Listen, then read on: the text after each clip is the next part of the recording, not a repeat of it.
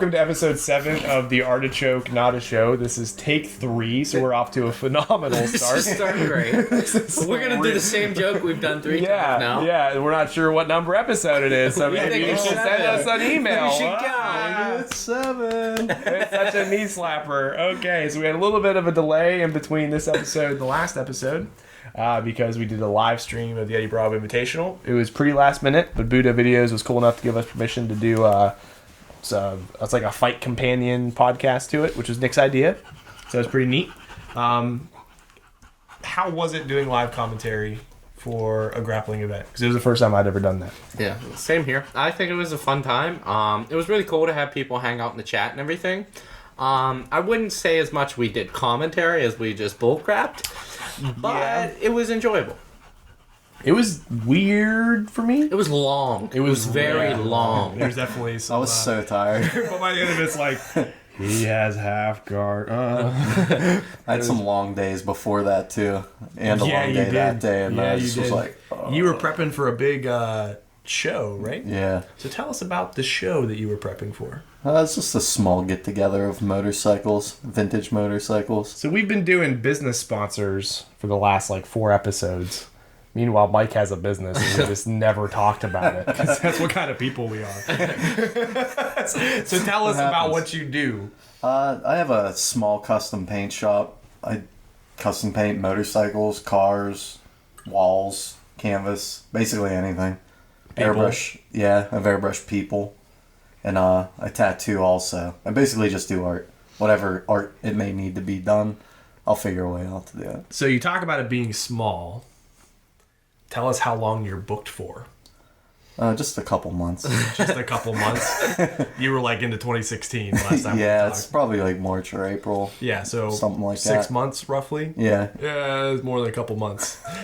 It's probably actually longer than that. I just like to... I'm aiming high. I'm like, I'll get it all done. It's just a nightmare. So Mike is in demand is basically what we're getting at. It's crazy work, and I'm sure Nick's... We'll post some pictures on the Facebook page as well, and maybe splice them in some of the artwork that Mike's done. So For sure. How do you handle work from people that are not local to Pittsburgh? Do you do work like that? Yeah, just ship. They package them up, send them UPS, FedEx. I've done stuff from... I've done a whole bike that was shipped to me from Fort Lauderdale. Just in pieces? Yeah, just a big box wrapped in bubble tape. Wow. All the plastics and everything. Because I've done so many bikes that I know exactly basically how fairings sit on a motorcycle. So you just take it apart and then put it back? I basically assemble it on a skeleton frame. Right. Yeah, so I have ways of setting it all up where I know where what it'll look like as a finished product. So I can put it together without having the motorcycle and flow it all out and stuff. Cool. That's pretty intense. So doing that in jiu-jitsu, do you get freaked out about breaking a finger or something like that? No, every bone that I've broke, I kind of adapted. You just work around it? Didn't you say the tattoo changed it though? Yeah, well, tattooing was different for the MMA stuff because then I felt like then I was working for someone as well, as opposed to where I was just working for myself. Oh, okay. Because when we were training MMA, I basically would just do a bike to pay my bills so I could train all day. And then whenever my money would get low, I'd be like, I better finish some more bikes. And then I would knock out another one, and then I would be able to train some more. So it was then whenever you start working for someone else, you're like, wow, bouncing your hands off people's skulls probably isn't a good idea if you need your hands. a little bit risky. I miss it, but it's, I guess you gotta grow up every now and then. That's your livelihood. It's also that's a passion, crazy skill really, to have to kind of put in jeopardy like that. Yeah. If I break a finger, I just hunt and peck a little bit more. It's not, Yeah. it doesn't really affect my ability to do anything. When I broke my collarbone before that fight, I just used my sling and put my arm over top of it and just airbrushed. I literally broke my collarbone at 7 p.m. And then at 9 in the morning, I was at my shop airbrushing a bike that I had to have done that way. Like a bad robot. Yeah, just That's terrible. Yeah, that's terrible. And that didn't I got lucky when I dislocated this last time. It didn't really affect me too much. That's hard. It sucked, but I had a nice window break at the tattoo shop enough where it was not that bad whenever I like went back to work. 'Cause you probably have to do some kind of awkward positions. Yeah. When you're tattooing. That's people. what was really hurting me. It was like stretching out far. So it's kind of weird. I mean, I try to not think about it much. If I'm gonna hurt myself, I try to like aim for the legs, I guess. like, oh yeah, oh shit, knee bar. Well, I still got these. You know? You can just crutch in, sit Yeah. down, and do. But I do like I notice like with grips and stuff, just from fingers bending weird. I almost know when I'm getting in trouble now. I'm very aware of grips and stuff wrapped in tight gi. Yeah. Because I'm just like, oh, I don't want to break my fingers. Do you so I'll let just, go now? Yeah. Yeah. Yeah, it's just something that I've become more aware of just doing it. Like you just, and I hate the pistol grip, but I never liked it. I either. try to do it more because you don't ever really get danger, anything right? twisted up. You know, you just you can. Yeah. It's easy to let go, but I don't know. Interesting. It's kind of that gamble. It's all fun, so I try to do it. You know, just do everything. Because at the same time, you can't give up your hobbies. Yeah, It's like that. that's basically the. I mean, but it's weird though too because it's like. I hear people complain about going to work, but I never really feel like I'm at work. All I do is work. Even though you're always at work. I don't basically do much other than that. Like I go from work to work usually. And then but like when jiu-jitsu. I'm there, yeah. But when I'm there, it's kind of like, oh, I'm just. At the one work, I'm with my friends, and the other work, I'm painting motorcycles, or it's all art. So you've created the ideal scenario for yourself. Yeah, maybe either that or I just have this huge blinder like in my brain, like that I'm just Either like, way, I'm it's just like, working no, a it's little bit. fun. Yeah, I can't complain though. And then jujitsu sprinkled everywhere else. That's awesome. So if someone wanted to talk to you about getting paint work done on their bike, how would they go about doing that? You could email me at cutthroatpaint@yahoo.com. You could find me on Instagram at Mike Hluhan Art, where somebody you'll have to put how to spell that. 'Cause Yeah. nobody's got that. Nobody or pronounced. Facebook. I like whatever you it in wanna do. tournaments whenever people Yeah, it's call like- your name. It's like Mike. Hluhan. I'm just like, I'm like I know when I hear Mike and then a pause. I'm like, I'm up. Not gonna lie, the first time I read your name, I was like, I don't know how to approach this, and I feel like I'm pretty good with words. I don't know. These weird consonants. In Yeah, line. usually I know that a pause means me. That's There's funny. usually an attempt at least. Mine kind of will bring that to a halt. Yeah. Well, so we'll let us know if one of our 8 viewers Yeah. sends you work. Sounds good. Yeah, I'll let you know. I hope it helps you out. I really do. So to circle back to the Eddie Bravo Invitational, reactions to the event.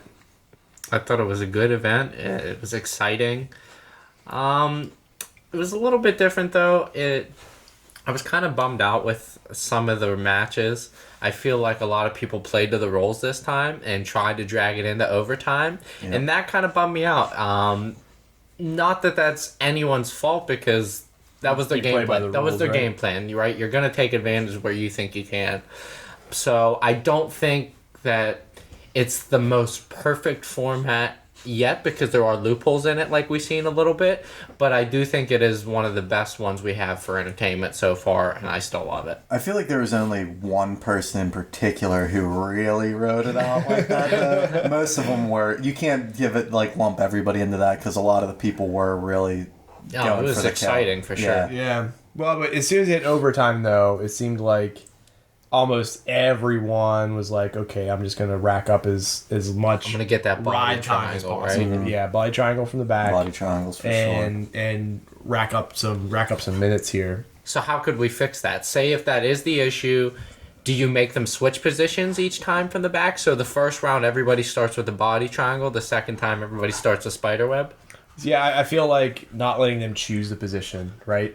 So maybe it's 3 different positions, and you just have to. This is where you start. Yeah. And then Coin number or 2, and then this, or maybe it's random. I don't know. Yeah, I don't know. But like you just don't let them pick the position, Right. Because the spider web is interesting, right? Because it feels like it's close to a submission, Right. But no gi, and you've been sweating for a couple matches, like.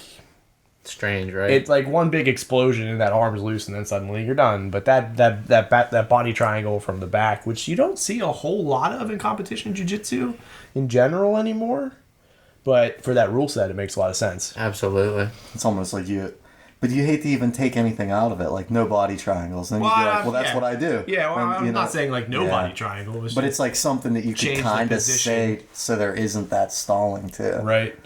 I like your idea though, to have like, okay, first round is back, second round is I think that's the best spider way to web, do it. third round picks something else. I don't know, mount or something. Something like because that was the first time I'd actually watched a full EBI event. Usually I just like catch the highlights later. Yeah. So that's a little dirty in the jiu-jitsu world. I'm not paying a pay-per-view. I'm still enjoying some of the content. But I was really impressed with how quickly the tournament ran.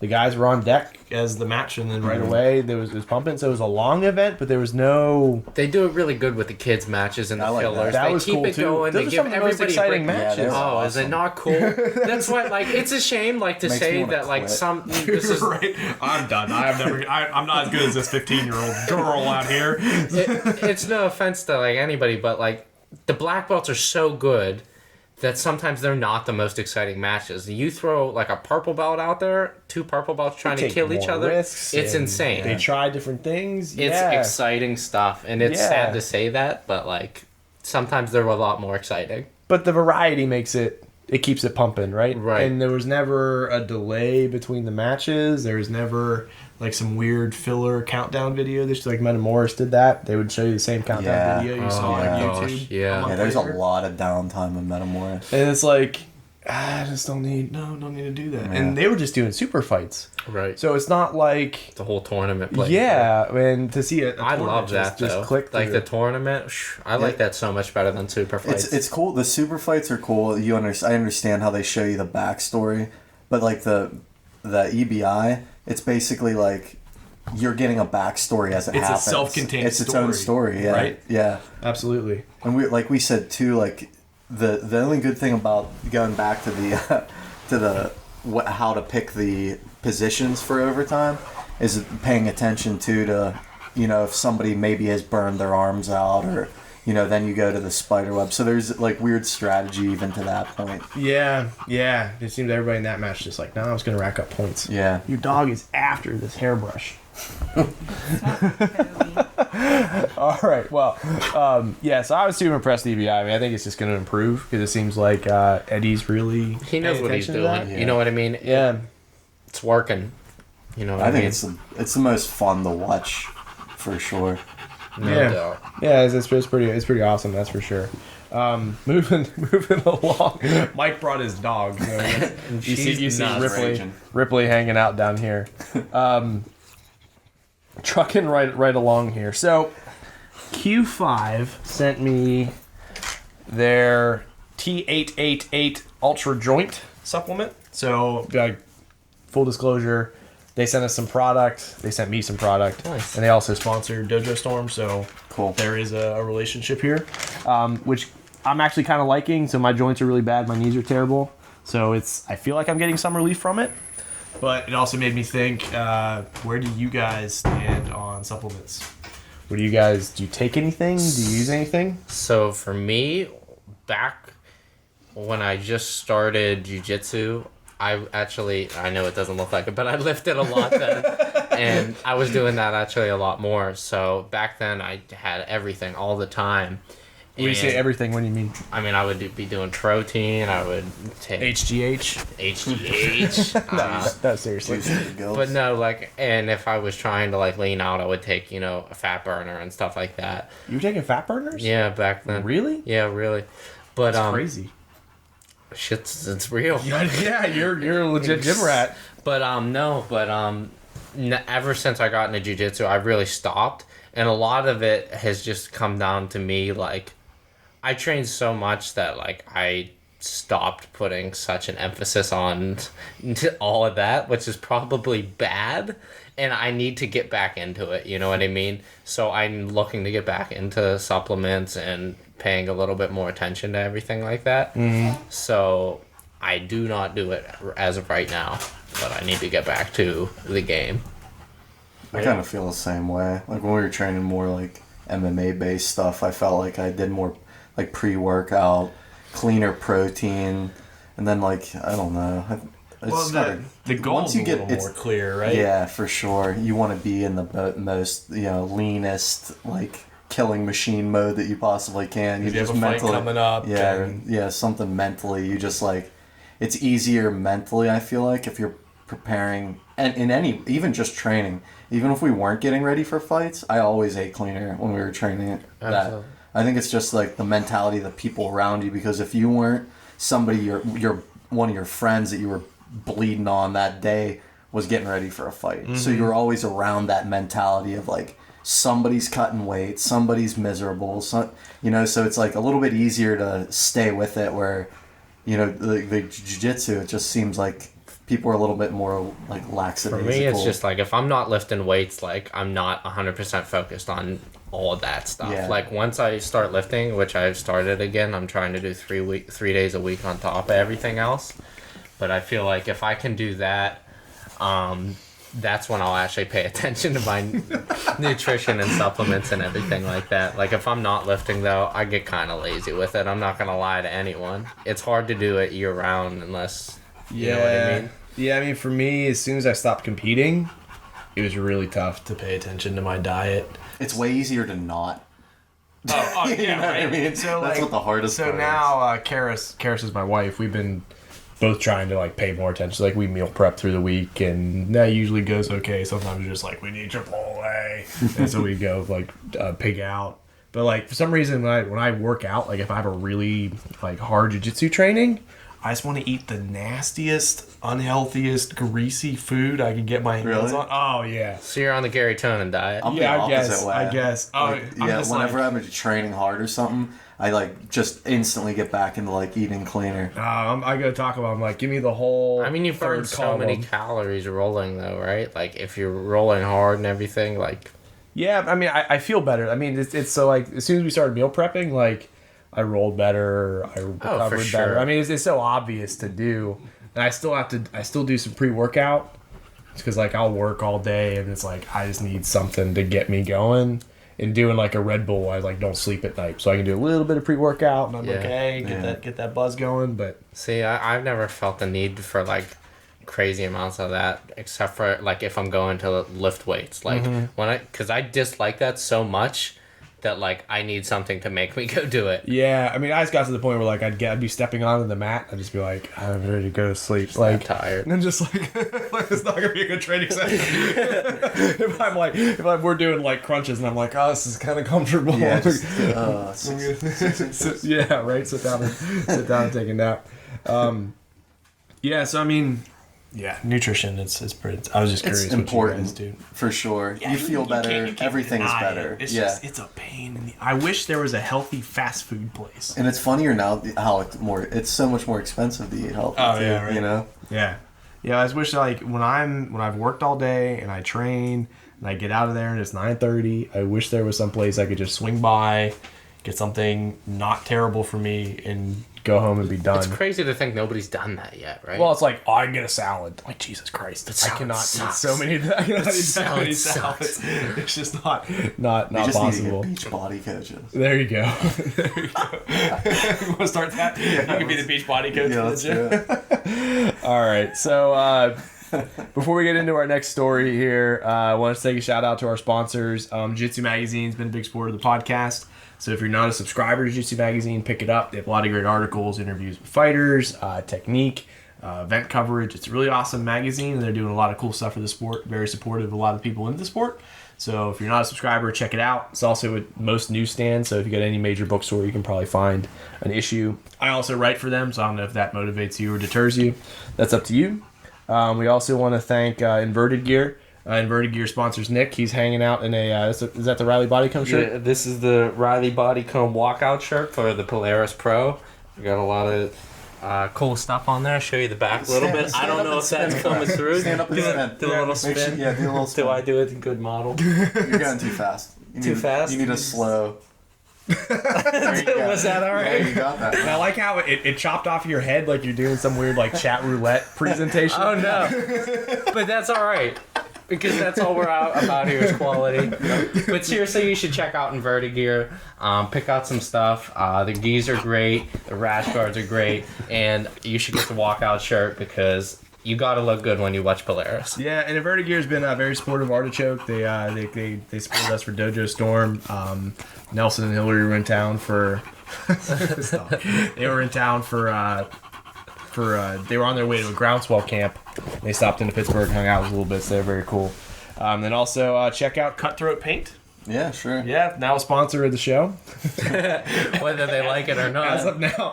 So check out guy that Cutthroat runs Paint. it, Follow Mike on Instagram and send him an email if you got some work you wanted to do. So you had mentioned Polaris. Thoughts on the upcoming bouts? Any particular bouts that you're exceptionally excited for? I'm excited for this. I want to see Hobson. I want to see Hobson Mora. Yeah, that'll be cool. I want to see Eddie Cummings and Riley Bodycomb. I'm super excited for that. I think that's going to be a good leg lock battle. Well, who else is on the card? Oh, I also want to see AJ Agazarm and who's he's fighting? Dan Strauss. Mm-hmm. I want to see Dan Strauss bend some Raspberry people. Ape. Yeah, the Raspberry Ape. Is Tonin Imanari on there? Yes. Yeah, that's all. Imanari's actually fighting tonight. I did not know that. Yeah, he's fighting tonight in Deep. Oh, that's a little close scheduling. Yeah, it's 2 weeks away. Oh, really? Yeah, Polaris is in 2 weeks. It's September 12th. He's fighting tonight. It might be over actually already. Yeah, with the time difference. Yeah. Yeah, that's a little sketchy. He's fighting in Deep. Even when we were looking at people competing in the Eddie Bravo Invitational, yeah, they had ADCCs, Which was come, a week. Which was today. It was a week away. And then Polaris is very shortly after that. That's a lot of potential injuries to derail a card. Like, you're a promoter, that's got to be terrifying. Yeah, right. Absolutely terrifying. And we've seen it at ADCC. Look how many people missed. A lot of people pulled out. A lot of people pulled out. Yeah, I think Some Pablo people missed weight. Popovich. I think he competed. Yeah. I think he got hurt. Oh, really? He might be got, Bernardo spoiler Fario's alert. foot. Spoiler alert. Nick hasn't watched all the matches. Bernardo Fario's foot broke Yeah, his foot. is yesterday. huge. Yeah. Which one was today? Somebody tripped over him at the gym. Yeah, he was instructing a seminar, I guess, down there in Brazil, and somebody fell on it, and it's the size of your head now. Oh, that's terrible. It is awful. Speaking of like athletes getting hurt by really stupid stuff, did you see Usain Bolt hit with a Segway? Yes. No. You didn't see that? He's just like doing a victory lap, and some dude on the Segway totally biffs it and clips the fastest man in the world, awesome. one of the world's most elite athletes ever, hits him with a Segway. Like, can you imagine if that like destroyed his career, like it snapped his ankle or something? It'd be that guy. Definitely. Some pud on a Segway. It's terrible. Paul Blart. Yeah, right.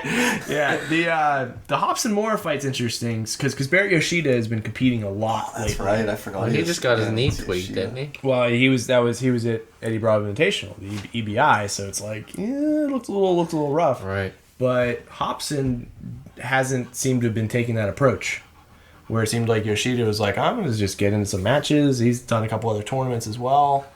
Do you think that's going to affect the outcome of the match? I think it's going to affect the performance of Hobson? I think it's going to go either way. I think when you're that big a veteran, it can go either way. Hobson's What are you done going a to lot of do, time. right? Yeah, for sure. Yeah. They're both great. sure Whether you he's- competed last week or 2 years ago, I think you're all right. I'm You've sure done the enough roles- grappling the roles matches at that this he's point. competing in at his gym too. I'm sure probably. Yeah, he's got a lot of tough guys under his association. Yeah. Yeah, absolutely. Thoughts on the Imanari Tonin match? Because you said that you had mentioned that as being something you were interested Yeah, in. for sure. I think that'll be a cool little. I hope they just both inverted shot each other. I think it's going to be cool, but I think Tonin, no offense to him and Ari, but I think Tonin's ahead of him at this point with age and skill and the whole deal. It's because, Tonin's been competing at the highest levels consistently. He's younger. He's probably more of a natural athlete in general. Like, Imanari was never he was a tricky guy, but he was never like super explosive about what he did. Right. And now he's quite a bit older. So I hope it goes a while. I hope it goes a little bit, and Imanari pulls out some sneaky tricks. Right. I just worry that like Tonin's raw athleticism backed by his talent. Plus, he's great at grappling everywhere, Yeah. not just the legs. Yes, I mean I hope that just doesn't like destroy Imanari. Do you Yeah. think it'll fast. be anywhere but the legs though? I think that they'll leg lock battle just for the hell of it, just because of what that match sort of I'm represents. getting with Imanari. I'm just going with Imanari's- the opposite. Imanari's Because he's been kinda- doing leg locks before Gary. And he probably spent ever his did whole jiu-jitsu. career talking like a ton of shit about how awesome he is at leg locks. So if he does anything but like I feel like he's out there to continue to prove He's got what some he's brutal, doing. brutal highlight clips. Oh my god, they're nuts. If I'm having a bad day, I queue up his sickest in highlight. MMA. He's just like ever. rolling into it. He almost destroyed George Dragel's career. George Dragel's like, oh, I'm gonna leg lock the battle with this guy. I like Yeah, our new sound like a friend. train. Yeah, right. Your wife sounds like a train. Chunk, chunk, chunk, chunk. Yeah, it's gonna be an exciting card. I'm really looking forward to it. And the Dojo Storm commercial is gonna air. The Dojo Storm's going to air. On the Dojo Storm And if commercial. you're in Pittsburgh, don't you have good news? Oh yeah, thank you. I'm glad you're here. Yeah, you know, I run marketing for Artechoke Media. You can hire Nick. He's doing consulting now. Smooth. We're doing a launch party, so if you're in the Pittsburgh area, September 12th at Serena's Tacos in McMurray. That's going to be at 5 o'clock is what we're aiming for. So come out, have some drinks, watch some events, watch some matches rather, and celebrate Dojo Storm with us. We're pretty stoked about it. Funny story about Dojo Storm, if you saw the commercial that we did for the Indiegogo, that's going to be what we use on the pay-per-view. And Nick found out about that plan. Nick's in the commercial. He found out about that plan 30 seconds before I hit the record button on the camera. So he's like got white. He was like, "It's gonna be all what?" But I'm obviously a natural actor. You are a natural. I'm meant to be on the camera. Oh, man. Clearly, I'm a fan favorite with all my fans that I don't have. Oh, jeez. You are a fan favorite. Such a diva. You are a fan favorite. Steve. So Why does everybody say that? So let's move on to our last news item here. So we'll wait for this bad ad to skip. So somebody on Reddit uploaded this awesome highlight of Marcelo hitting chokes. Oh. And I was particularly interested in how often he hits the one arm rear naked that we've talked about a little bit when we trained together. So it's kind of a shame it starts out with him just choking this poor girl. I think that's Dominica. What is it? It could be, so don't call her poor girl. Well, I feel bad for Marcelo choking anybody. So some crucifix action. But he hits this one arm choke over and over and over again. The crucifix. Yeah.